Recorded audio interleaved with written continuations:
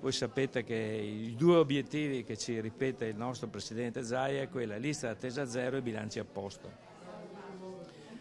Siamo venuti e oggi i risultati non li ho visti io, li avete visti tutti.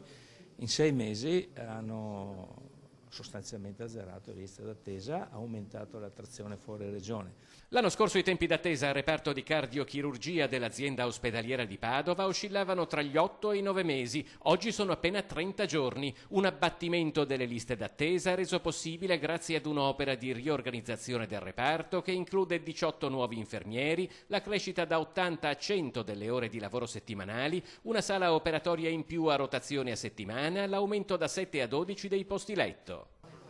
Però i trapianti sono 39 a fronte di 1200 pazienti anno che operiamo in cardiochirurgia.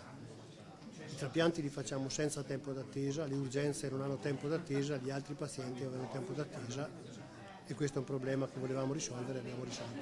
La cardiochirurgia di Padova è ai vertici internazionali. Qui nel 1985 avvenne il primo trapianto cardiaco in Italia, da allora è stato un susseguirsi di interventi all'avanguardia a livello mondiale.